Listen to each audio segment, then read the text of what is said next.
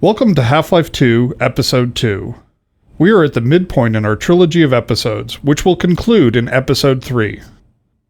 To listen to a commentary node, put your crosshairs over the floating commentary symbol and press your Use key. To stop a commentary node, put your crosshair over the rotating node and press the Use key again. Some commentary nodes may take control of the game in order to show something to you. In these cases, simply press your Use key again to stop the commentary.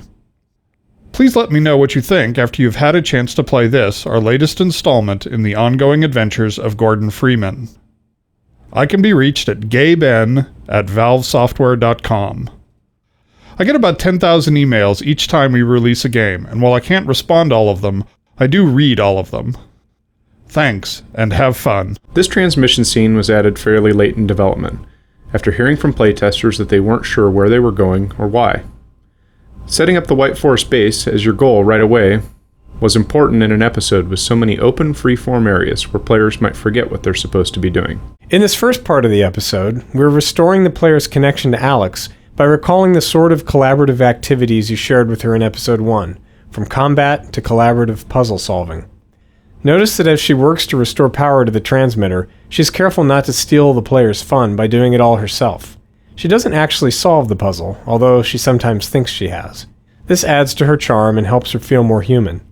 Of course, the reason we're doing this is so that you will care when bad things happen to her. The view of the ruined yet still dangerous City 17 is a good example of a classic Half-Life vista. Vistas are sweeping scenes where many elements of design come together. This one reminds the player of what he's accomplished in Episode 1 while setting up the threat that will hang over the rest of Episode 2. It establishes the mood with a stunning skybox and shader effects, shows off believable character responses, and also literally sets the episode into motion.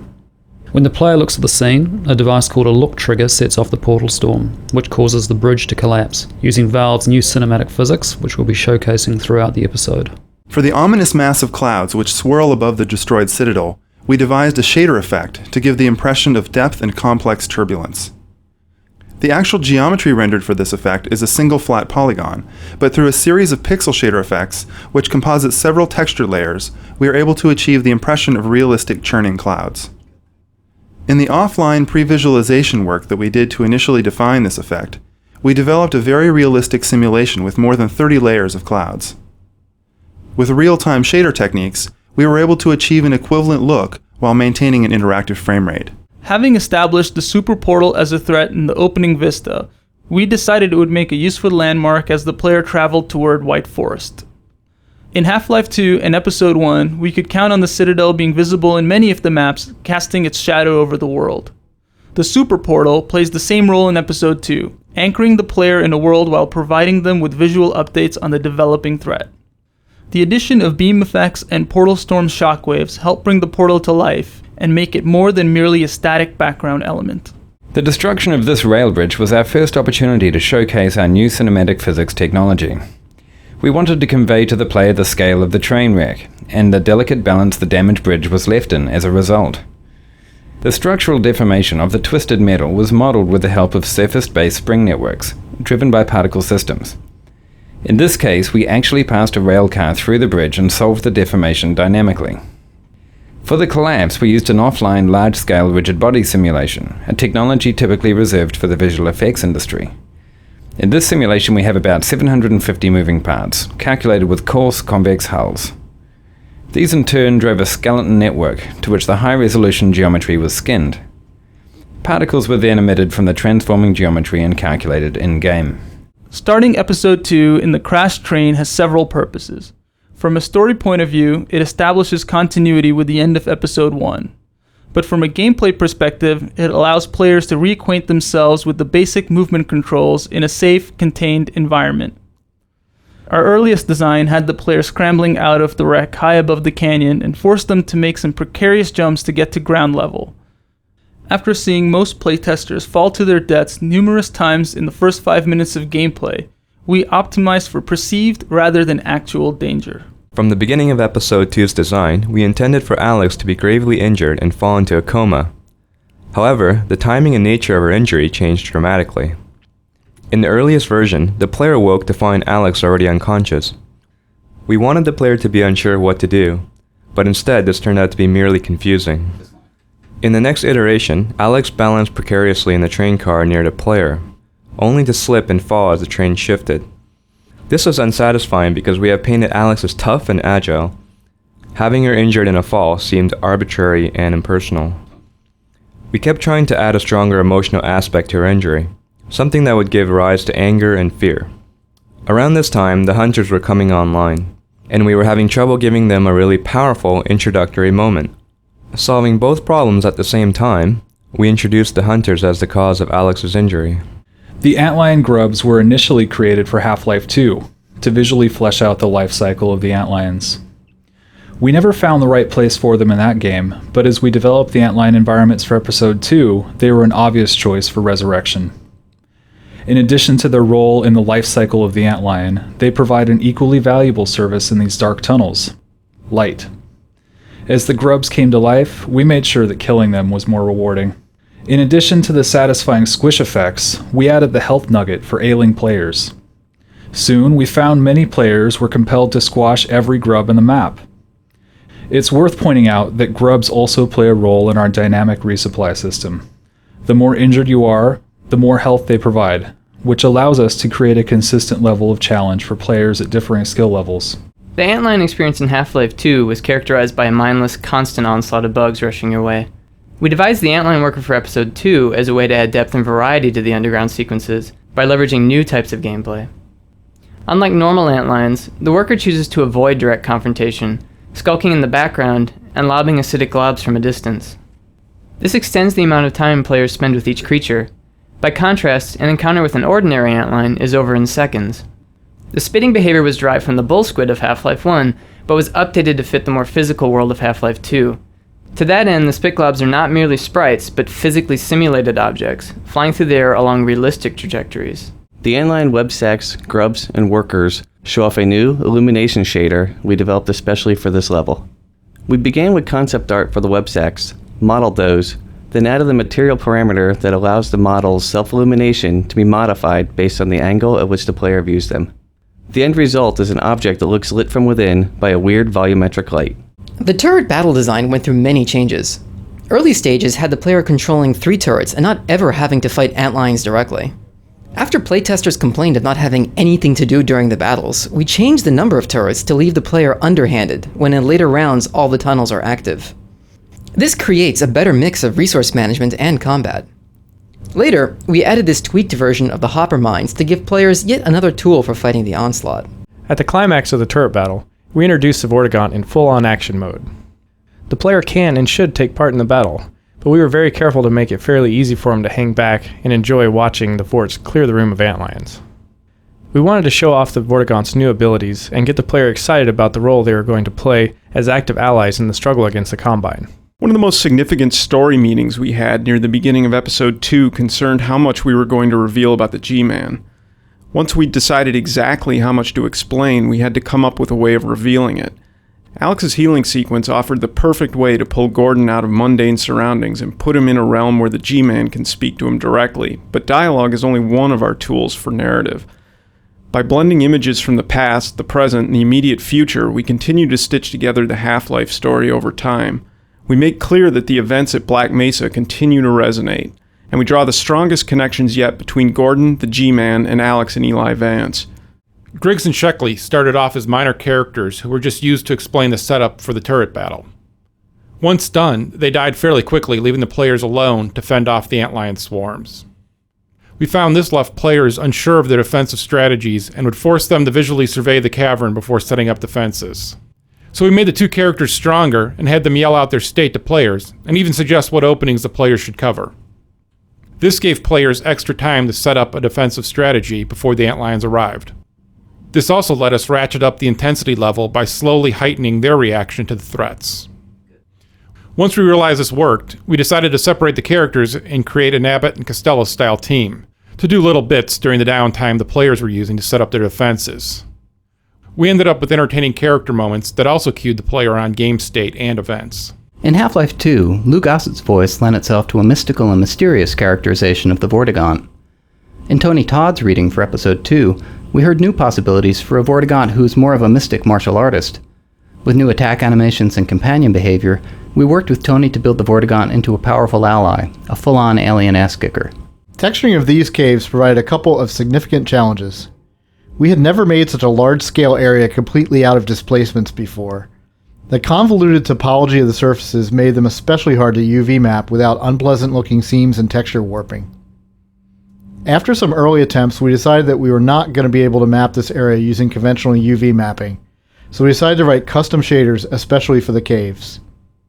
Our custom shader combines multiple axis-aligned projections based upon the surface normal. This largely fixed our problems with stretching and seams. Since we wanted to provide dramatic lighting in these areas, particularly when lit by the flashlight, we augmented the source engine's radiosity bump mapping with a new piece of technology. This allowed us to create a form of bump maps in which the bump map surface details actually cast soft shadows across the surface. This emphasizes the surface bumpiness, especially when the light is at grazing angles. One of the three main themes for Antlion areas, the mines were a plausible setting for light sources, mechanical obstacles, and resupply. Visually, the mines offer good contrast to the natural cave areas, and the more organic spaces the worker antlions have carved out with acid secretions. In Half-Life 2 and Episode 1, players learn that turrets will always attack them, unless they are reprogrammed by allies. We needed a new visual way to instantly show that these new turrets are also allies, and decided to hark back to the aircraft nose art of World War II. The elaborate turret design also hints at how bored Griggs and Sheckley must have been sitting down here by themselves. In early tests, playtesters didn't realize that Antlion grubs drop health nuggets, since they tended to pick up the nuggets by accident after squishing the grubs. In order to showcase the feature, we placed a grub on the far side of this webbing. When a player breaks the web, they squish the grub and send the nugget rolling. Most players chase the nugget and naturally understand how to exploit grubs in the future. Every Half-Life game so far has started with Gordon Freeman weaponless. Assuming some players had just played through Episode 1, while others might not have played it at all, we had to decide how long we should spend parceling out new weapons and providing adequate time to player practice with each one. In this case, we decided to hand the player a number of weapons all at once, figuring most would have mastered their gunplay in previous episodes. We held off doing a lot of deliberate training until we began introducing newer modes of combat later in the episode. In the prototype for this level, the Vortigaunt cleared the way by blasting apart a rock pile. After a new model was created for the generator, we decided to exploit the Vortigaunt's natural relationship with electricity by having him charge the generator much the way he charges Gordon's suit. We were then able to use generators as Vortigates throughout the level to indicate areas the player could only enter with the Vortigaunt's assistance. We experimented a lot with the ammunition for this level. Originally we had a single ammo crate containing submachine gun bullets, positioned down near the elevator. Playtesters, however, seemed happy using a shotgun in this battle, so we added a crate full of shotgun shells and moved both crates to the top area, so players could easily trade off between different styles of gunplay. The breach is a rough, earthen tunnel, which many playtesters tended not to notice when the attack began. They felt they had been told to defend only the 3 marked tunnel openings. We addressed this confusion by changing the sequence of antlion waves so that the second attack came through the breach. Players then understood that all 4 openings were vulnerable. Griggs and Sheckley's comment about not stepping on the grubs was originally intended for comedic effect, and to suggest that, as usual, Gordon Freeman had brought trouble in his wake. However, we found that some players took this comment too literally, and would spend the rest of the level avoiding grubs in fear of spawning more antlions. We experimented for a short time with making this an actual mechanic, bringing in antlions whenever grubs are squished, but this had several negative results. It made the tunnels far too difficult, and cancelled out any benefit the player got from squishing grubs for health. We decided to keep the grub behavior simple and rewarding. Turning the Vortigaunt into an expressive character was a challenge for animators, given that he doesn't have what you call a traditional face. To bring out his personality, the animators concentrated on shifting body weight and broad hand gestures. Most importantly, where human characters tend to move their heads a lot for emphasis, we concentrated his performances on expressive spinal motions. We wanted players to work cooperatively with the Vortigaunt just like they did with Alex in Episode 1. We didn't want to make the Vortigaunt too powerful, or he might take away from the player's fun, but we also wanted him to be a good ally to have around. One solution, shown in this scene, was a shock attack where the Vortigaunt would stun a group of antlions so that the player could finish them off. This cave was originally designed with a pit in the middle, so the player could punt antlions into it with a gravity gun. In playtest sessions, however, Very few of our playtesters actually used it in this way. The pit stayed in the room, but we changed the path to allow the player to descend into it and come back out. We like to lull players into a trance, then startle them. Here, we convince players they are expected to explore and solve puzzles for a long time. Then we abruptly change the mode of gameplay by throwing grenade-lobbing zombines at them. Wherever possible, we try to mine our robust physics engine as a source of novel puzzles. It's especially valuable for giving realistic feedback to the player solving the puzzle. In this scenario, we design the elevator to sink slightly whenever the player steps on it, giving instant intuitive feedback that it reacts to weight. This made it far more likely that the player would understand that he was dealing with a counterweight puzzle. Whenever possible, we try to give the player a glimpse of their eventual goal, even before they realize it is their goal. While we try to design such moments intentionally, sometimes the opportunities present themselves. In this case, while setting up the gag where the rail car slides into the abyss, we opened a hole in the wall and discovered a view of the distant thumper. It became clear that we could tailor the view across the giant cave to foreshadow the spot where Gordon would eventually end up. The Vortigaunt's Dispel attack is a radial explosion that takes out a swarm of antlions. It looks most impressive when seen from above, but that's not a perspective the player gets very often in the tunnels. We designed the exit from this battle purely to give the player a view from above so the Vort could put on a show. Originally, this room came directly after a long stretch of combat with antlions and opened up into more of the same. Players who opened the door were faced with another swarm, which they were expected to clear with a whole bunch of handy grenades. However, most playtesters were fairly tired of antlion combat at this point, so we decided that a complete break from antlions would be an even better alternative to blowing up more of them with grenades. A glimpse of the Antlion Guardian in this level sets up anticipation for the more extended confrontation in upcoming areas. The player needs to know what he's getting into so that the Vortigaunt's warnings will all make sense. For most of this episode's development, there was a counterweight puzzle in this area, one the player had to solve while under attack by antlions. Although it was a clever puzzle, we felt the underground experience was already long enough, so we removed it and streamlined the path to the nectar. Having too many obstacles made it hard to keep up the sense that recovering the nectar was an urgent task. The antlion tunnels, carved out by worker antlions using their acid secretions, make up the third of 3 subterranean spaces with a distinctive visual style, man-made mines and natural cave formations being the other 2. The presence of crawl spaces was dictated by game design, but they evolved into chambers that fit logically within the life cycle of the antlions. Here, the young grubs can develop and feed in safety, although, conveniently for the player, they cannot digest useful items such as health kits. One of the major graphical enhancements we made to the source engine for Episode 2 was the addition of shadow mapping for the player's flashlight. This allows the flashlight to cast soft, dynamic shadows into the world, adding realism and drama to the scene, particularly in dark underground areas like this one, in which the use of the flashlight is required to navigate the space. As you move around, notice that all objects in the world cast and receive realistic shadows from your flashlight. In earlier versions of this map, the tunnels here were more maze-like, with branches, loopbacks, and dead ends. After watching numerous playtesters get lost, it became obvious that they were not having fun. We simplified the paths and added a number of one-way choke points.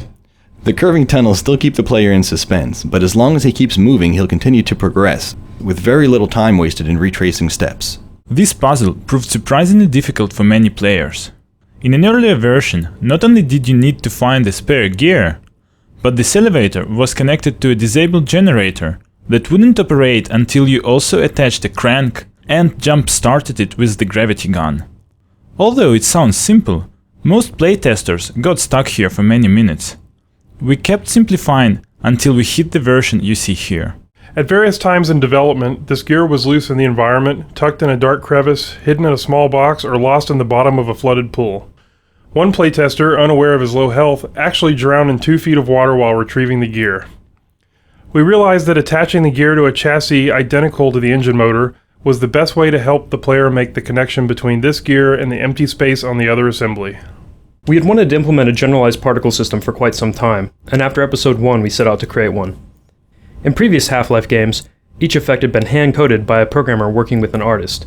It was effective, but not easily scalable. Our new system drew upon the aspects we found most useful from team members who had worked with both real-time systems in games and offline renderers for movies such as The Lord of the Rings.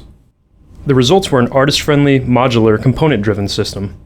Each system can have renderers which display the particle in some form, initializers, which set up certain properties of the particle, operators, which carry out actions upon the particle each frame, constraints, which provide movement limitations such as collision, forces, which impart complex dynamics, and emitters, which determine how each new particle is created.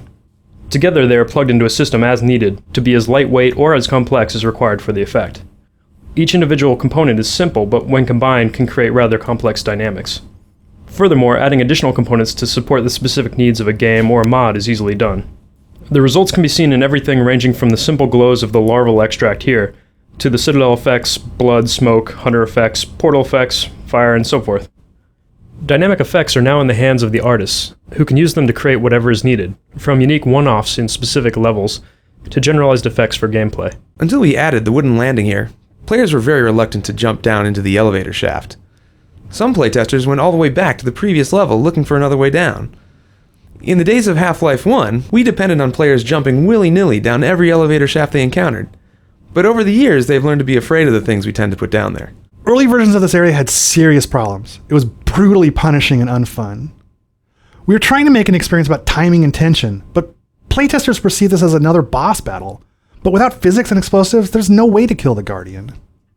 They would empty all their ammunition into him and die horribly over and over before giving up and running away. They hated it. Our first solution to this problem was to add an arena immediately before the maze, where we hoped players would use up most of their ammo and on headcrabs and barnacles and not even try to shoot them. But clever players managed to lure the headcrabs into barnacles and rush past while the barnacles were feeding, arriving in the Guardian's lair with plenty of ammunition and again, the false impression that they could kill the boss. In the end, it was necessary to have the Vortigaunt tell the player, "Remember, do not kill the Guardian or the extract will be ruined," therefore justifying why you wouldn't be able to do what we didn't want you to do and what you couldn't do in the first place.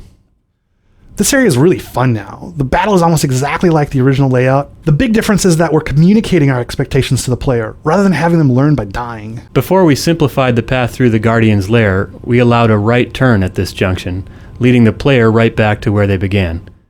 One of our playtesters continued to repeatedly turn right here for half an hour. That was a compelling argument for removing the maze-like elements. In this scene, we wanted the player to feel under tremendous pressure to break through the boards. Ideally, they just barely make it through the opening before the Guardian arrives. To get this effect consistently, we had to reduce the number of boards again and again until we saw playtesters consistently scrambling to safety at the last moment. One change we made to Episode 2 was to decouple the flashlight power from the suit power. Playtesters constantly had their flashlight on during the guard chase sequence and were unable to sprint to safety because the flashlight drained their suit's sprint ability. We wanted players to be able to outrun the Guardian with their flashlight shining. Sometimes we are forced to make trade-offs between conventions we've established in earlier installments and gameplay we need now. It would be silly to not have cool-looking underground passages just to keep flashlight behavior consistent until the end of time. As for the rationale within the story, players might assume this new feature was apparently the result of damage sustained in the train crash. In early versions of this map, the player was allowed to drop straight to the bottom of the shaft. Nobody ever saw the Guardian break through the boards. Therefore, we added a small floor area and required the player to turn around to break more boards, making it much likelier that players would see the Guardian's attack. One of our toughest jobs is tuning for difficulty. There are all kinds of ways that sloppy game design can make players miserable when they're supposed to be enjoying themselves. If the player is laughing as he dies, it's a good sign. It means the death is perceived as part of the entertainment experience, that the player died fairly and not as a result of poor design. But if the playtester's beating his head on the keyboard, we usually take this as a sign that there's still work to be done. When the Vortigaunt discovers the extract, we wanted to do something to distinguish the nectar from all the other glowy alien substances that we've seen in the caves so far. Therefore, we had him perform a bit of a chant and had the extract give off a show of its own. In Half-Life 2, the Antlion guard was originally meant to be a sort of superbug bloodhound that pursued the player through caverns and harassed him while he slipped into small spaces to hide. While we never realized that design in Half-Life 2, this scenario is, for the most part, exactly what his original design sought to accomplish.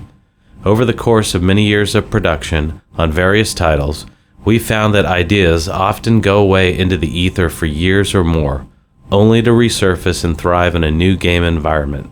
Even failed prototypes can flourish down the road. This scenario required significant changes to the Antlion guard behavior. Players of past games were used to dealing with only one guard in a confined space and without anywhere to hide. In this scenario, the player had a safe zone but couldn't remain there to accomplish their goals.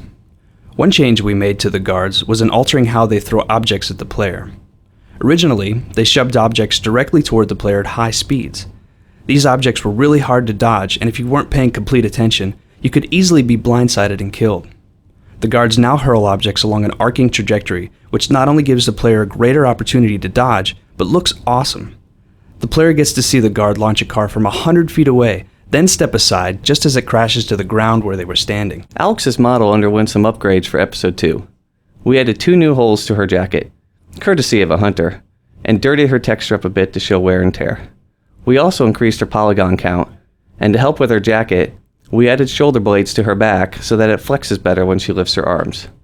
Additionally, we reconnected her belt so that instead of being rigidly attached, it now flexes and slides around more. A lot of this stuff you won't even notice. It'll just look right. Yeah, that's Alex. She's wearing a jacket. You wouldn't even think about it. It's easy to have the computer draw something stiff and awkward, but doing that pulls you out of the game. You stop believing in the characters. They just become icons. Our goal is to make our characters simply look natural, but to do that requires lots and lots of work and tons of new technology. The irony is, if we've done our job, you won't even notice. It'll just look right. Most of our dramatic scenes are constrained in such a way that the player can't progress until the scene is over. For example, there might be a gate that only Alex or a Vortigaunt can open. In this scene, where the Vortigaunt and Alex first see the Combine marching on White Forest, we simply placed a few barrels to block the way while Alex and the Vortigaunt speak.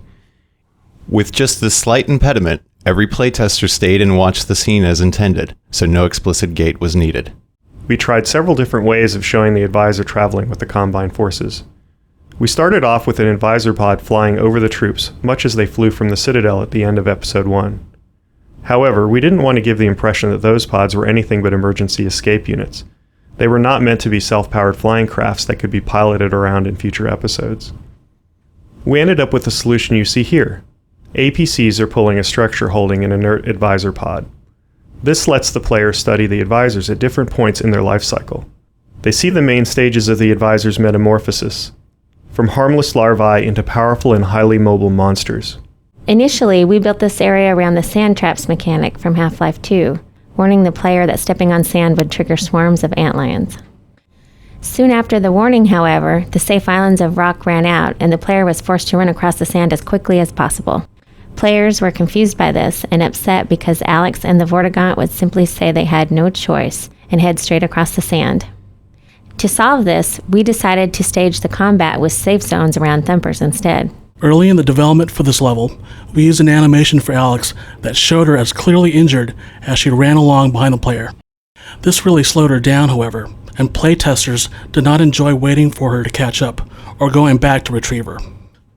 To address this, we started a recovery in the preceding map to make sure she was healthy enough to run at a regular speed before reaching this area. We wanted to create a tension between Gordon and the Antlion Guardians that would develop over several levels and only resolve out here in the open. In order to differentiate this Guardian from the others the player had encountered throughout Half-Life 2 and Episode 1, we changed his texture to a glowing green. This gave the player the satisfaction of revenging himself on the creature that had chased him through the underground lair. In this vista, we release the player from the confines of the Subterranean world and thrust them into a vast open space on a scale rarely seen in our previous games. The narrative takes advantage of this scale as well. With our allies at close range and our enemies on the distant bridge, we are reminded of the personal stakes and the larger threat, all in one short scene. This vista is one of the largest open outdoor areas we've tackled in our games. When rendering such an area in real time, it's necessary to use various level of detail techniques made available to us by the source engine. For example, the distant foliage and Combine enemies are rendered with far fewer polygons than they would be if they were meant to be viewed up close. Additionally, the organic shapes used to model the rocky outcroppings and valley floor below use complex shading operations to combine a relatively modest amount of texture data. This trade-off, which requires a manageable amount of texture data, allows us to use more polygons, enabling us to represent more organic shapes which are in contrast to the orthogonal forms common to our traditional urban environments. Sometimes very small changes can make a big difference. Originally, these troops all marched in lockstep, using the same walk animation. This looked extremely robotic. We took a second walk animation that had been done for this troop skeleton, a more upright casual walk, and programmed each soldier to randomly blend between the two walk cycles as he crossed the bridge. This 30-minute change made a huge difference in the scene. Some testers had trouble realizing when they were doing damage to the Antlion guards, so we've added a bleeding effect that grows more serious as the guards' hit points decline. This kind of visual feedback makes more intuitive sense to the players. It suits the biological nature of the creature and frees us from having to rely upon spoken explanations of gameplay. The scene where Alex sees the hunters for the first time since her injury was meant to be a turning point for her as a character, and an emotional highlight for the episode, both for Gordon and for Alex. One reason we had a hunter injure Alex in the beginning of the episode was so she could have a strong emotional reaction to the creatures, and use the start of combat as a way of building a good character moment.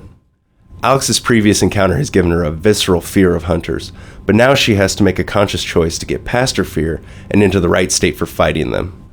She uses anger to get there. We also use Alex's intensity to draw the player's attention to subtler aspects of the scene, getting the player in position for the best view of the hunters as the attack gets underway. In this brief transmission scene, we are restating the goals of the level, while introducing a note of uncertainty and developing Dr. Magnuson's character. This scene was not strictly necessary, but it helped players feel some connection to Dr. Magnuson when they finally reached White Forest, and met him in person for the first time. In earlier versions, we tried having the hunters cut the power and interrupt the transmission, but this felt arbitrary. Players were more receptive to this scene after they had solved the power puzzles and survived hunter combat. It feels like a small reward in addition to the simple satisfaction of beating the hunters. This room is designed so the player will notice the main set of plugs right away, but is less likely to spot the second set at first. One end of the long cable is already plugged in, encouraging the player to grab the loose end and put it into the powered socket. This makes the faulty wire break loose and spark.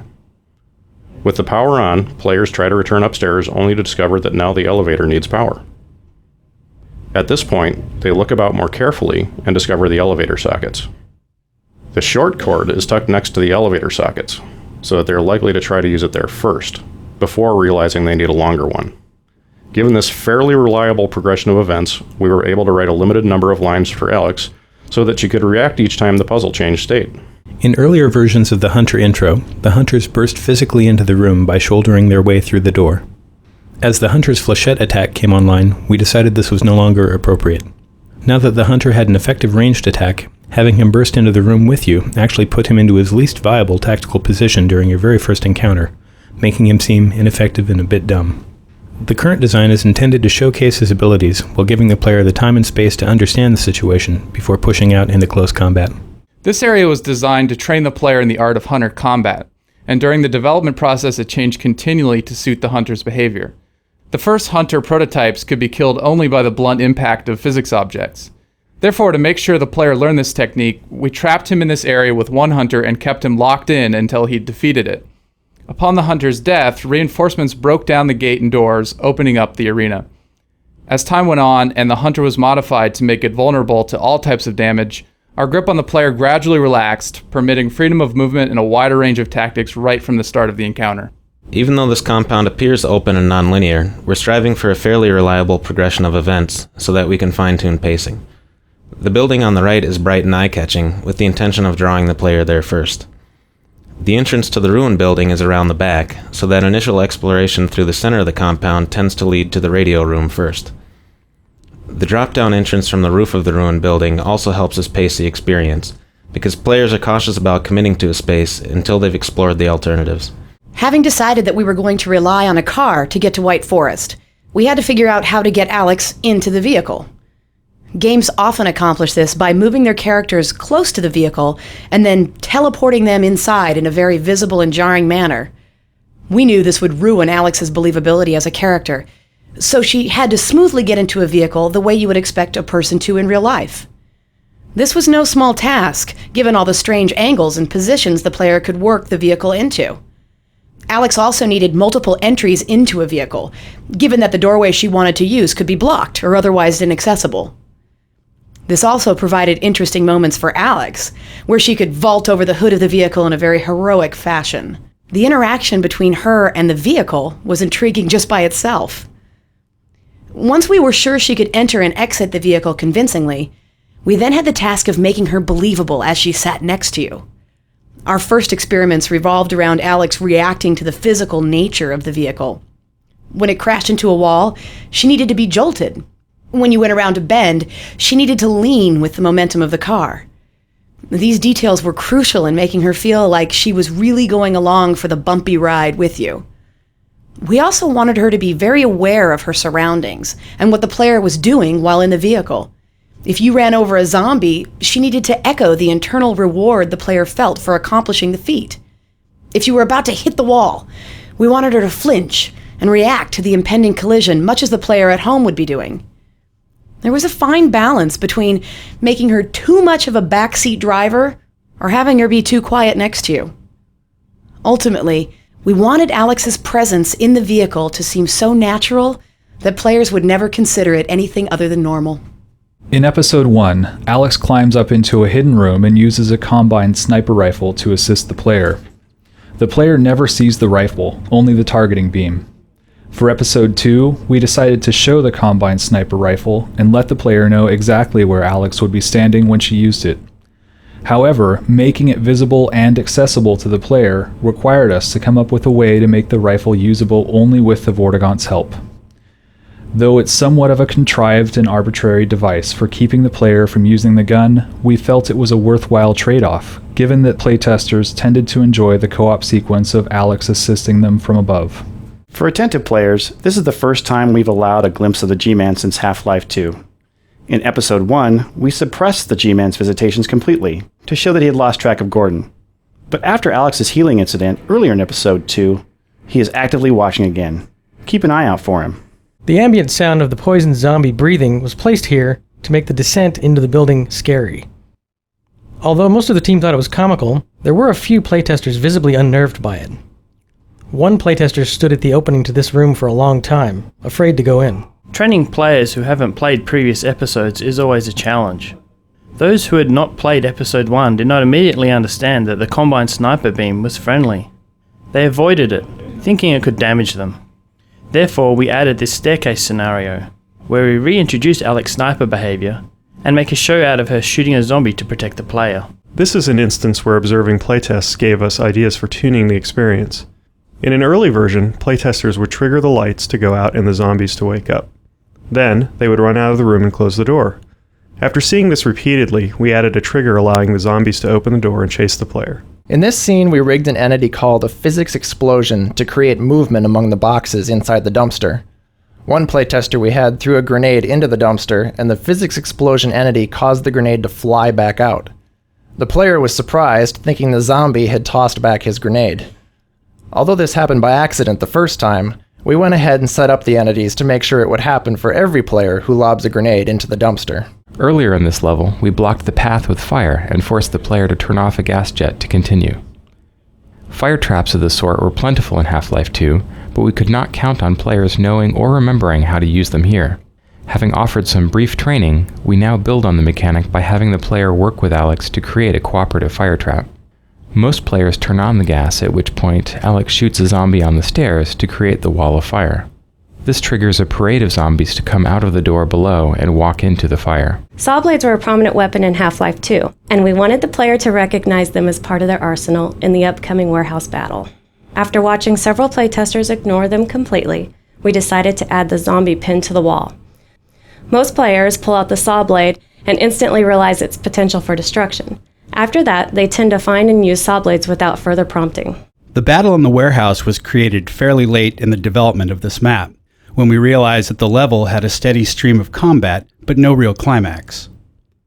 We wanted to take advantage of Alex's sniping abilities, building on the scene in Episode 1 where the player can punt boards off windows to give her a better view of attacking zombies. Here, we have the player removing tin roof panels to give Alex a line of sight into the room below. As much as possible, we try to create small surprises for the player that aren't related to combat at all.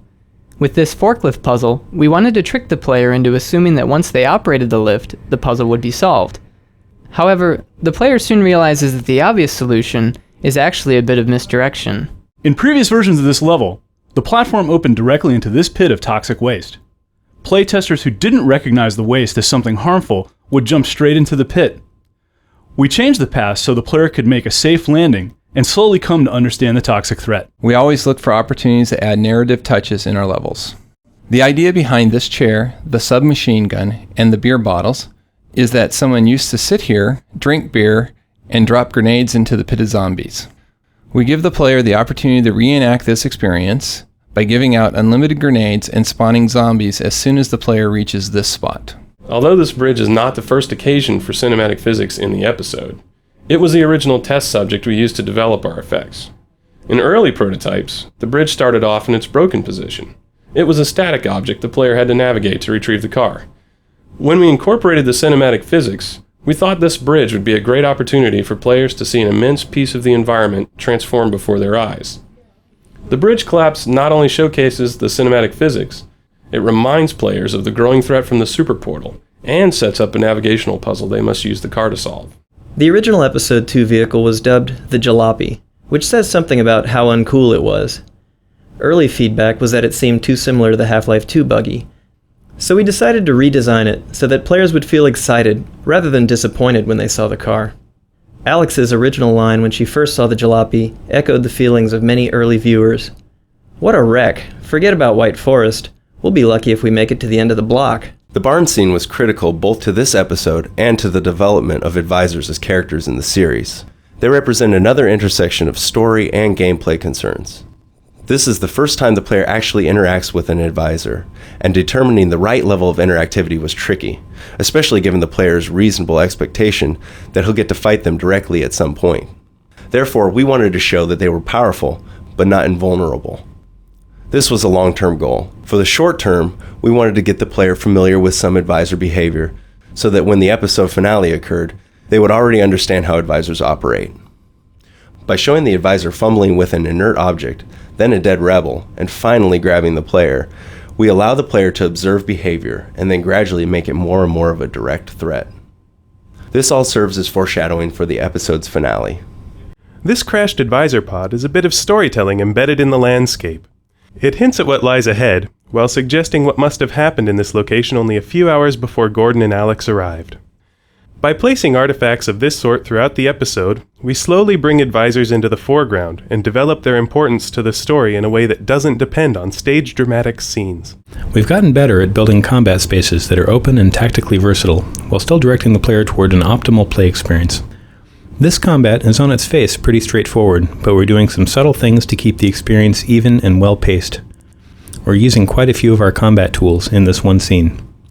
As the first soldiers enter the barn, we send them in the right direction with an initial cue about the player's location using an NPC enemy finder. The first soldiers serve primarily to draw the player outwards, where the real meat of the combat takes place. The wave of soldiers that spawns as the player rounds the corner to the exit are the most directly controlled.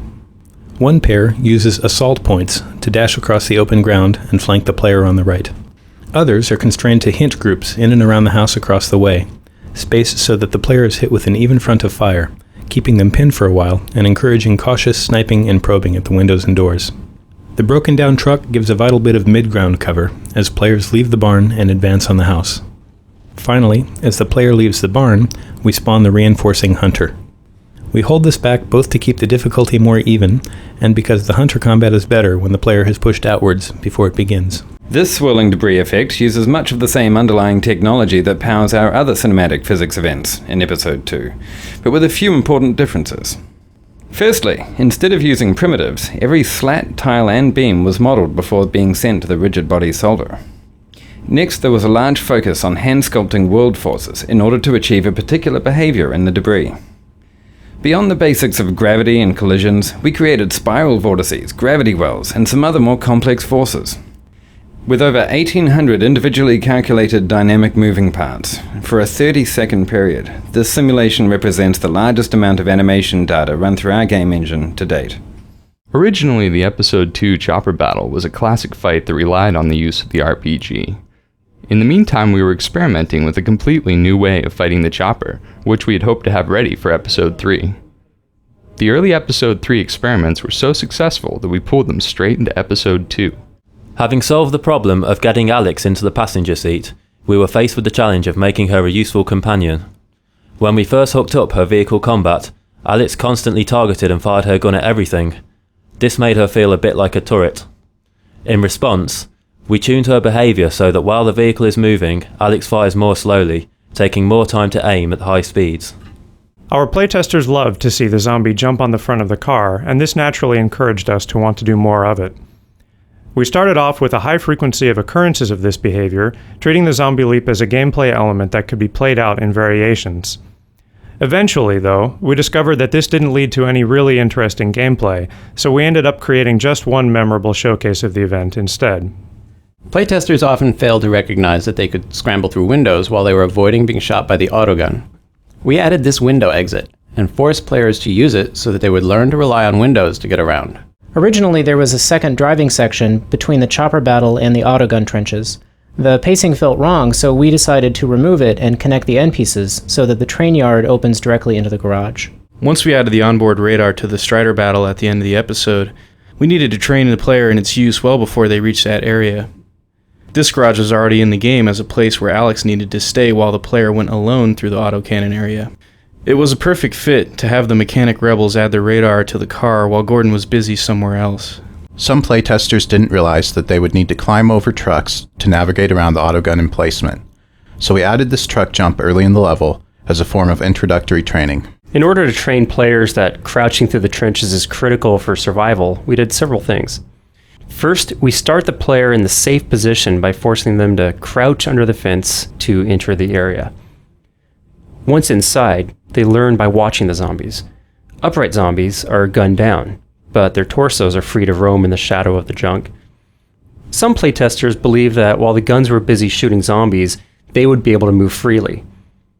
To counteract this impression, we increased the number of guns from 1 to 3, making it clear that there was always going to be a gun free to shoot the player.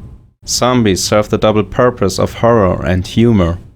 Here, since we knew where the player's view would be, we added a comical scene of a fast zombie torso running away from a soldier. The original design for this sequence involved shutting down the cannon by flipping a switch. That was neither obvious nor rewarding. We decided to let the player blow it up instead, which gave us another opportunity to use our cinematic physics. Strong attention to visual design in this room make this unconventional puzzle both intuitive and rewarding.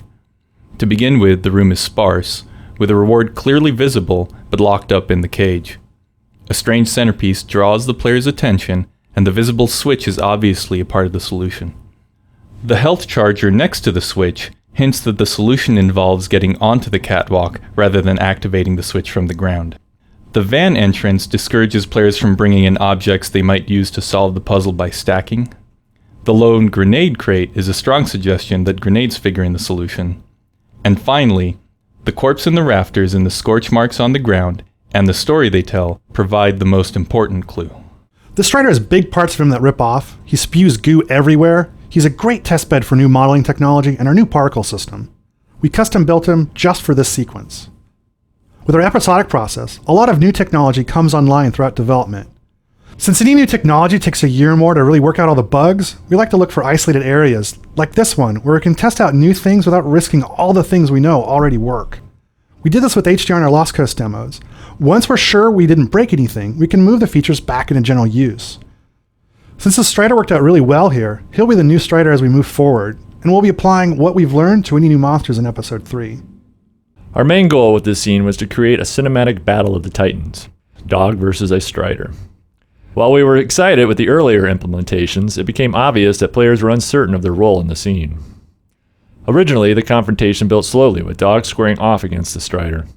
But having such a slow beginning proved problematic. It looked great in the trailer, but didn't play well in the game. Instead of the slow build, we decided to send Dog straight into action. He makes a grand entrance, jumps on the Strider, and the fight is on. The quick start helps to grab the player's attention instead of giving them too much time to worry about what they ought to be doing. Alex's robot dog is cobbled together from spare parts, all of which are in various states of disrepair. For Episode 2, we chose to use shading techniques to improve the look of Dog and better convey his scrapyard origins. Along with upgrades to Dog's texture maps, his shader now uses a combination of Phong shading and environment mapping to increase the apparent detail and diversity of materials, from rusty bolts to the damaged metal flaps salvaged from a combine scanner. In the source engine, we use a realistic radiosity lighting simulator to generate lighting detail for the geometry in our game worlds. In previous games using the source engine, shadows were simulated as if cast by totally opaque objects. In Episode 2, we needed to render large wooded areas, which required us to modify our shadowing technology to account for the sparse, semi-transparent nature of foliage. With these upgrades to our radiosity lighting simulator, we are now able to realistically illuminate the trees themselves, as well as generate soft, semi-transparent shadows on the environment around them. Racing Dog to the base was not a preconceived plan. It was born out of testing the level over and over, and repeatedly trying to keep up with Dog as he ran to the base. This was sufficiently fun for us that we began to figure out ways to encourage players to do it too. So in each episode, we start by agreeing on how to use color choices to create and reinforce the right thematic tone. The tint of a scene can be a powerful source of mood. Episode 1 was pervaded by deep reds. For Episode 2, we made heavy use of blue tints in the outdoor areas. The blue was meant to set an ominous tone, while the warm splashes of sunlight were intended to offer visual contrast that suggests a glimmer of hope. The approach to the White Forest Inn contains a number of elements that set the scene for the coming ambush. The road is blocked by Combine walls. A soldier spots you in the distance and radios you in, and 2 hunters run across an opening on the far side of a fence. All these clues are there for the attentive player to spot directly, or to create a sense of growing apprehension in the player who might be paying slightly less attention to the details.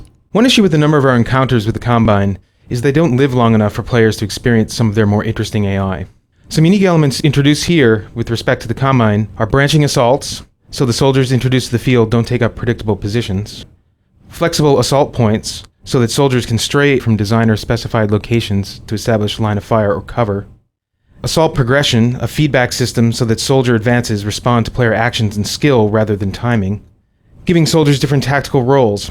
For instance, squads in the field distract the player, allowing other soldiers to execute surprise moves not present in our typical frontal assault scenarios. The net effect of these changes is that the soldiers appear to have awareness of the layout of the building that you're trapped in, and a strategy for flushing you out. To complement the hunter's aggressive AI, the White Forest Inn was designed with a non-linear floor plan. There are multiple ways in and out of each room, as well as alternate routes to the basement and to the second floor. As the player moves through the inn, the hunters often select a shorter route and surprise the player by arriving first or by heading them off altogether. The last hunters that enter the building destroy 2 of the doors that have trapped Alex and the player inside. Removing these obstacles opens the entire outdoor arena for combat, allowing the player to choose whether to fight the hunters within the building or take them on outside. Sometimes, even in an action game, it can be hard to convince players to act like an action movie hero. Here we wanted the player to make a 150-foot turbo jump off the edge of the road and crash into boxes at the bottom. Instead, wary playtesters routinely took the safe way down.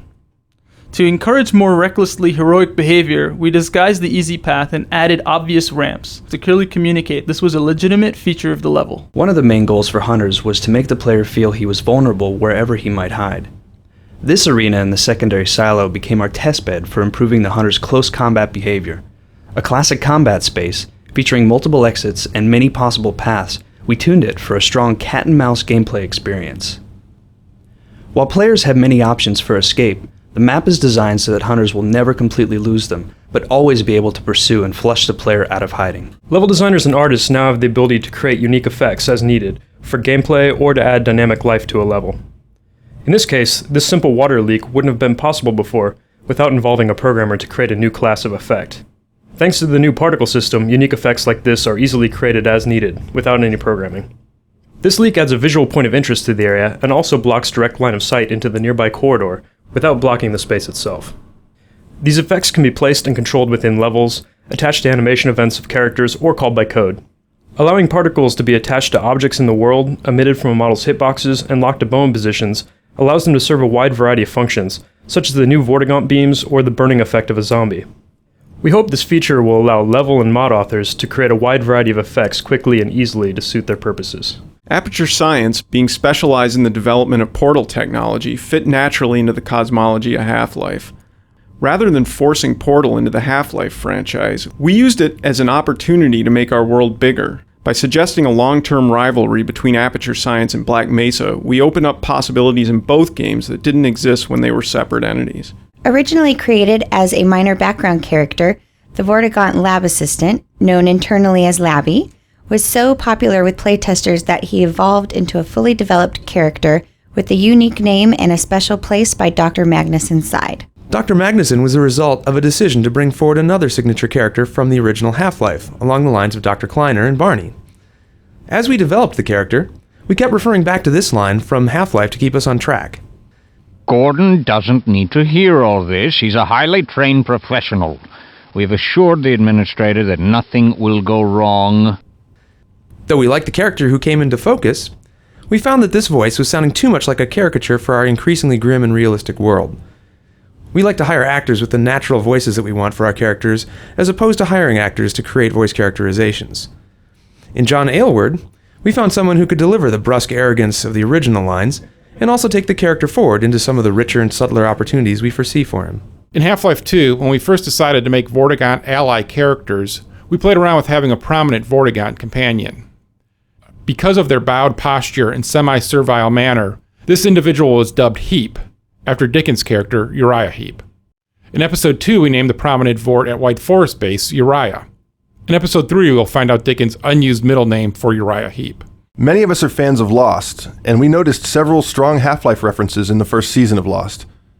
Gabe Newell and Lost creator J.J. Abrams exchanged fan mail, and Gabe promised Abrams there'd be a Lost reference in Episode 2. We delivered on the promise in this obscure area of the White Forest base. Due to the number of characters involved in this scene and the cramped spaces, we found that the actors were constantly pushing the player around in order to get to their marks. We developed some tech that allowed the actors to gauge the position of the player and the other actors, and choose among a selection of marks. This not only solved the congestion problem, but made scenes feel more dynamic. In sketching out the scenes for the episode, we noticed a lack of interpersonal conflict between the characters who had survived from Half-Life 2.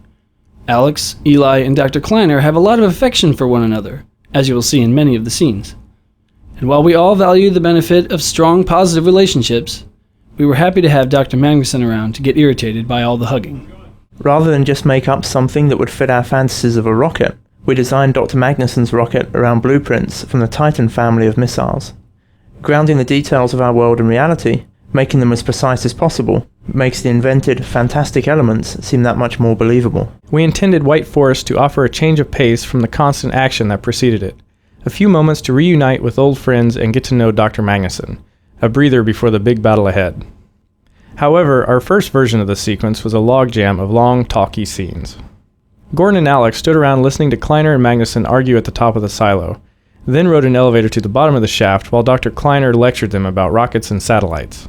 They wandered into a control room to watch Dr. Mossman's transmission, and then hatched a plan to get her back. We knew we were in trouble when even the authors of the scene were bored, and no one had the patience for the revelations that followed. We divided the sequence into a number of smaller pieces that could be interleaved with solitary exploration and some combat. This required rebuilding the path and moving the control room upstairs, where the transmission scene became a reward for surviving the secondary silo. As a result of these changes, the White Forest experience is more varied, the narrative comes in digestible portions, and the players are able to play at their own speed, rather than being led by the nose the entire time. This steam jet is an example of something we call a mechanic refresher. It's meant to refresh the player's memory on how to perform a certain task they may not have used in a while. In this case, we remind the player about using valves to turn off steam in a relaxed environment. In the map just ahead, this trick will be fresh in their mind, and they'll be far more likely to realize they can use steam jets tactically when they encounter them in a combat situation. The decision to kill Eli was not made lightly, and once we'd made it, we had to figure out how to make it meaningful. We'd already established Eli's frailty as well as his importance to the Resistance and Alex's devotion to him, so from a narrative point of view, the impact of his death seemed obvious. The hard part would be the execution. The advisor's ability to immobilize the player gave us a way to stage the scene. Then the animations and the sound design made it believable. But none of this would have been enough without inspired performances by Merle Dandridge and Robert Guillaume. Developing the Half-Life episodes allows us to steadily flesh out the details in an ongoing cosmic struggle. Most of this conflict remains far in the background, but little by little we are able to bring new elements up front. One of our goals for Episode 2 was to fully develop the grub-like advisors, first glimpsed in Half-Life 2. In Episode 1, they make several brief appearances but have no direct effect on the events in the game. In Episode 2, we deliberated on how soon to show them becoming active and decided to pull back the veil in stages. Therefore, we first see them being hauled around by Combine troops, completely passive. Next, we see one waking up from incubation, still somewhat groggy, and beginning to discover its power. But by the end of the episode, the advisors come fully into their own, front and center, as characters with a huge impact on the story. To create the Eli death sequence, we talked it through in great detail, wrote up an outline with all the events we discussed, and then produced an animatic. We used rough sketches painted over screenshots and a variety of crude special effects and sounds to create a quick pre-visualization of how the scene would play out. Not only did this help us to converge on a shared vision for the scene, but by working rough, we were able to quickly iterate until we had a design worth implementing in the game. Episode 2's backgrounds or vistas are created in a manner that fuses traditional 2D animation techniques, using linear cards moving against each other to imply parallax, and a modern digital take which involves placing these cards in a 3D environment and manipulating their size and distance from camera depending on the scale needed. A series of cards can sit in front of a 3D skybox, and with the addition of atmosphere or fog, a realistic result can be achieved. The launch of Magnuson's rocket ties directly into the rocket Gordon launched at Black Mesa. Here, the portal satellite array that opened a gate to Zen in Half-Life 1 has been repurposed to shut the Combine out. This is just another example of the way we constantly try to weave the old threads of the Half-Life story into the new episodes. The Strider Buster, or Magnuson device, started life as a Half-Life 2 weapon called the Hopwire. This was a weapon that would leap into the air and create physical connections via ropes to the surfaces around it. Once attached, the ball would be suspended in the air, ready for action. We never shipped that weapon because it wasn't generally usable enough in our environments, especially outdoors. One side experiment created the Black Hole Hopwire that the mod community found in Episode 1's code. You can still find videos of this in action on YouTube. The Black Hole version created a true physical vortex that sucked anything near it into an incredibly dense singularity. This created a small dense block comprised of all the mass and matter the vortex had collected, which the player could then pick up and hurl at enemies. We returned to the Hopwire for Episode 2, where we thought we could use it to tie the Strider's legs together and make it trip. But the mechanic of hurling and attaching the Strider Buster was more fun for players, so we moved the weapon in that direction. This whiteboard art went through several iterations, from highly stylized, to absurd, through to something we believed we could ship. Fans of Half-Life 1 may remember a gag involving a microwave oven in the Black Mesa lunchroom. If you push the microwave button several times, the casserole inside it explodes, a memorable experience for many first-time players of Half-Life. In Episode 2, we thought it was finally time to let you know whose lunch you had ruined, and give you a chance at redemption. Players under pressure can overlook basic tasks, so we try to make the important ones foolproof. On this map, players often forget to check their health level, but rarely forget to seek out Magnuson devices. We narrowed doorways and set health supply racks right by the entries, so that players rushing in to get explosives would find themselves automatically picking up vital supplies. A great deal of work went into making sure players would see the buildings get destroyed as they travel around the valley in the final battle. While we cannot and do not wish to force the player to see these events, we try to increase the odds that the player would end up in the best possible position for the show. Measures ranged from simply hiding a Strider behind rocks to setting up complex logic conditions that must be met in order for the destruction to occur. The Hunter's escort behavior includes specific formations and flanking strategies. This environment was designed specifically to enhance those behaviors by providing cover and visually interesting paths. In this way, the environment reinforces the design of the Hunter as stealthy, aggressive, and intelligent. Before we create any final art, we use placeholders to see if the gameplay is working, and to figure out the proper dimensions and shapes for the model. In this level, we used an old pumpkin model as the placeholder for the Magnuson device. After we decided that the gameplay was fun and the pumpkin worked well, a proper model was created using the pumpkin as a template. To create a climactic finish to this level, we ramped up Strider density and citizen presence, and then systematically destroyed outer installations in order to move the action as uncomfortably close to the base as possible. It was important to us that everybody be able to play to the end of the episode, but we also wanted them to feel that defeating the Striders required a heroic effort. A balance had to be achieved between the feeling of being overwhelmed and the possibility of completing the level. We made many trade-offs to keep the experience enjoyable while keeping the intensity high, and sometimes this required removing enemies.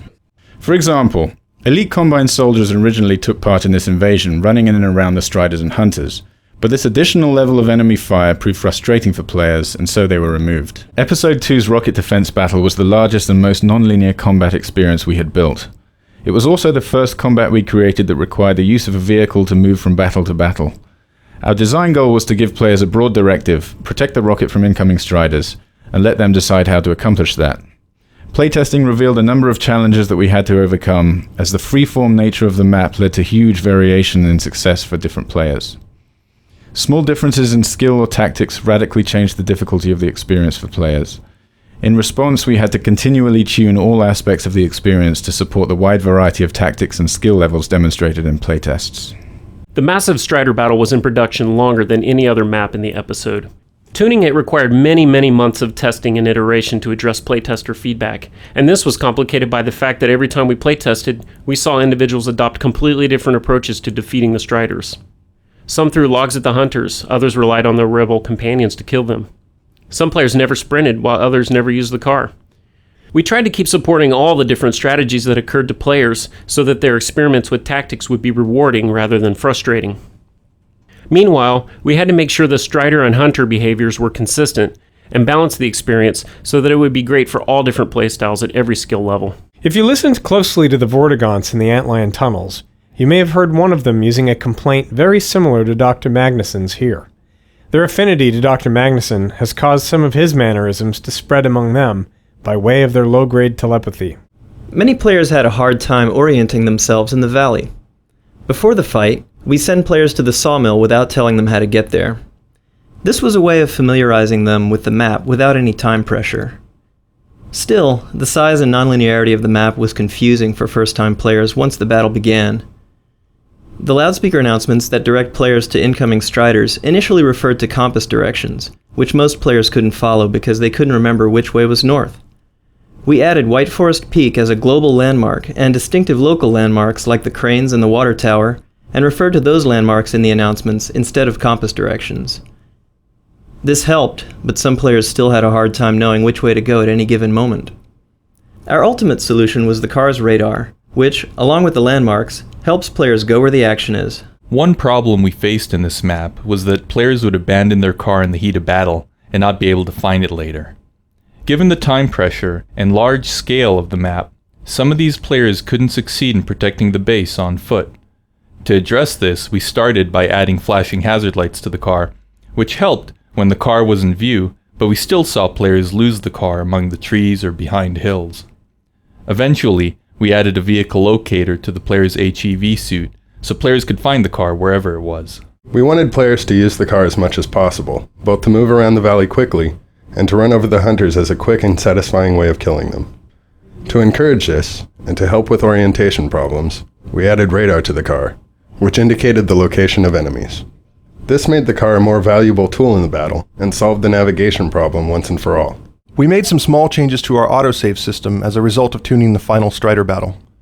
Autosaves are the periodic checkpoints where we can restart the player's game after death, so that they don't have to worry about replaying more of the game than necessary. In playtests, we observed that most players depended on our autosaves to restart after dying, rather than using their own quick saves. But because the fight allowed players so much freedom, some players ended up with an autosave that left them in a no-win situation. Low on health and pinned down by hunters, or too far from the base to defend the rocket in time, some players failed 30 or more times before finally giving up. To address the no-win situation, we extended our autosave system to monitor health over time, and to only perform the autosave if the player was deemed safe for a reasonable period of time. We also prohibited autosaves when Striders were within a certain distance of the base. This ensured there was always enough time to defeat them. The inn is designed as a crafted experience that is controlled but not linear. The encounter is intended to create a heightened sense of danger without actually being particularly dangerous. The idea is to create opportunities for some memorable unscripted combat moments by keeping the player a bit on their heels. Normally, Alex is out of frame during combat and soldiers don't survive very long. By encouraging the player to move back from the windows, the map creates space for Alex and the soldiers to exhibit interesting behaviors that reinforce the mood of the siege. We sometimes use sounds to set a mood rather than to literally underscore the on-screen action. The G-Man sequence you just saw, for example, relies heavily on the use of abstract and ambient sounds. We wanted the soundscape to have a deadened, internalized quality that you get from putting your hands over your ears, so we started with recordings from inside the womb. If you listen closely, you can hear the internal gurgling noises as well as muffled heartbeats. We then added various other effects around the rhythm of the heartbeat, plus long-tailed reverbs. None of the door or transition effects are literal interpretations, but are obscure metal and feedback sounds created to work in sync with the observable actions. So all of these things contribute to the scene's dreamlike quality. Creating the sound of the Vort's call was a refreshing break from scoring huge explosions or the bridge destruction. We wanted something subtle that would communicate the Vort's general nature as well as its specific cry for help. Sometimes it can be difficult to process sounds while still giving an organic quality to the voice. To design a sound that contained a sense of the alien personality without just sounding like another animal call, we found a way to add and process overtones while subtly altering the phrasing of the pitch. The resulting sounds give the impression that the Vorts are in fact communicating among each other with a dynamic dialogue of calls as opposed to speech. So I really don't think I had any idea what I was getting into when I auditioned for the game, because I really had no clue what Half-Life was, what Steam was, or what Valve was about. But I did really have the feeling that it was something that was really heavy, since when I was in the waiting room, everybody that was sitting across from me just seemed like they were stars or recognizable faces. And then the first time that I sat down with the Valve team, they showed me some rough animations of Alex, and immediately I just couldn't keep my eyes off her. I mean, she actually looked like someone I could be related to, and that has never happened to me. So the circumstances around creating Alex were so kismet that it's almost a little scary. Because, I mean, if you think of the ideal super self that you want to be, like, I don't know, badass moves and being able to karate chop everybody, and then add on to that having a writer to make you sound witty at every turn, it's like having an uber self for me. So I immediately fell in love with Alex. It constantly amazes me how many people are involved in creating her, because everyone who is involved seems to have the same vision for her. And for so many people to have one mind about a character, it blows my mind. I mean, very rarely do I get a piece of direction or script that doesn't ring true to how I feel about Alex, and vice versa.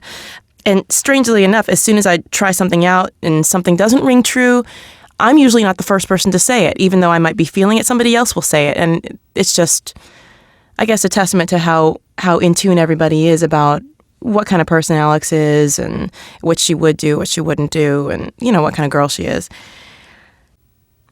A question I get asked a lot is, what is the big difference between acting for stage and film and then acting for a video game? Because this is the first time I've ever done a video game. In general, in acting, it's helpful to have a director's clear vision from which to spring. Then the actor can run with the idea, play with it, imagine new things, fill it out, and, you know, make it a tangible thing or a tangible character. And the great thing about video game acting for me is that I'm completely unlimited. I'm not bound by what I can do physically or how I look or what kind of environment that can be physically created. So the possibilities are completely limitless. There are no boundaries with this. So when we get together and we talk about what the scene is, when they set the stage for me and what environment I'm going to be in,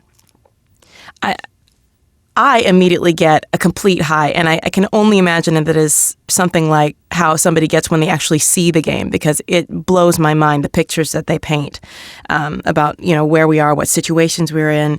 So we discuss that a little, and then from there, just kind of go on, I guess, instinct is the only way I can really describe it, because I just take what they give for me and kind of volley it back in the way that it comes out immediately. So I just go into my little dark booth, and I can imagine that I'm anywhere. And it's the best kind of make-believe for a storyteller, when you just aren't limited. So a lot of times we'll try a line in several different ways, like set a different mood for a different scene, or maybe just do a different take on a line. Like one might be... It sounds trite, but, you know, one excited, one not so excited, or one a little more pensive and thoughtful. Or suggestions are always thrown out there for new reads, and it's the coolest kind of teamwork. It's not just, here's your script, go. It's, let's work this out. Let's find the best middle ground, and everything is always pliable. You know, if it's not working, maybe we'll go back and do an instant rewrite or something, and for me, that's creative heaven. Absolutely. Oh, the other thing that's so great about acting for video games, and I guess voiceover in general, but for this particular game is so amazing. I don't have to worry about hitting my mark or playing to the camera or forgetting my lines. That's usually my biggest thing. You can see the wheels turning on camera because I'm trying to keep up with my lines. But this, they're all right there. So I don't even have to worry about that. And I can just worry about the delivery, the emotional vibe that needs to come across, and just be the sense of immediacy. I don't even have to worry about the words. So that takes a whole other level off to let the actor just get down and into the work, which is really, really great, which is why I love this job. There's a lot of energy that goes into shaping Alex and making sure she stays on the right path or stays true to the vision that I think we have for her. You know, I want Alex to be liked. I know everybody at Valve wants Alex to be liked. But what is really great is that if I get off course, or if I've been in the booth too long and then I'm starting to sound a little naggy, then I have somebody who's there to kind of pull me back and say, hey, why don't you try it this way? Or I think you're veering off course and starting to sound like somebody's mother or something, you know, because I'm there to help if you're lost, you know, the get goings or stuff like that, to help keep the game moving and keep you on track. And, you know, there's a kind of a fine line. You don't want somebody constantly bothering you, but you also want a friendly companion. You know, you want somebody to help you out once in a while. So trying to not go one way or the other was a bit of a trick for us. I don't think I really got the full scope of what Alex Vance is or how she's created until the first time that I went to Valve headquarters. And what was really important was that I got a better idea of how big the team was. I mean, a lot of people work really hard to make Alex Vance who she is. And I mean, you hear my voice and, you know, it's easy to say, oh, that's Alex, or Jamil is Alex, but that is so not the case. These people spend hours in front of their computer or writing their scripts or dreaming up this beautiful person, and it really just, I'm just the cake topping, really.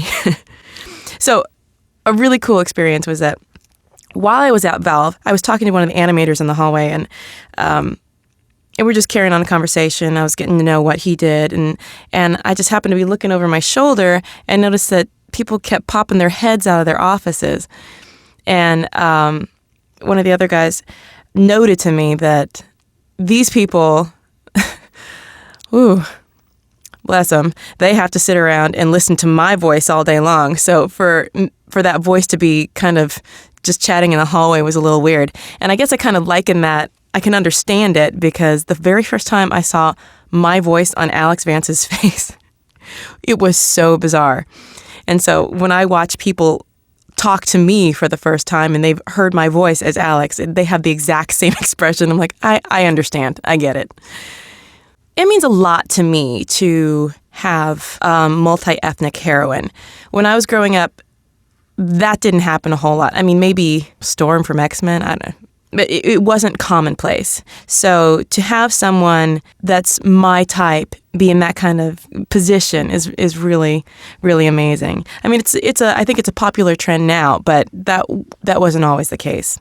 I really consider working on Alex my acting school because it has stretched me. It has made me go deeper in my work. It's sharpened me up as far as being able to call in emotions or really just imagination.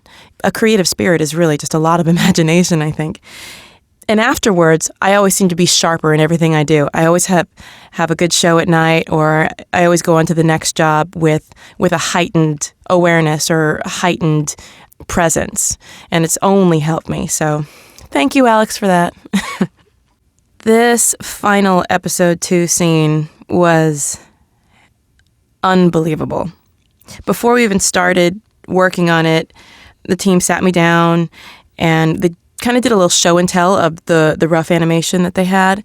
And I think they were hesitant to show it to me, but just from that rough animation, I was so moved. I mean, just immediately moved to tears. I felt like I'd just been gut punched, and I immediately felt it. I immediately felt it. And I was like, let's go. Let's get on this. So it shouldn't surprise me. It shouldn't surprise me by now because I've been working on Alex for so long now. But every time we come to the table to do a new scene or lay down some new material, I am always blown away. And this scene was just the epitome of that feeling. I was so pumped to get in there and start working on it. And they're always upping the ante and always taking it to the next level. But this time, this scene is different. Because this time, Alex loses.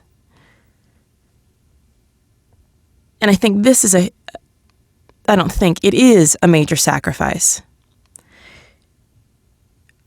You see her carrying around the wounds of her mother that she lost, but her dad made her who she is.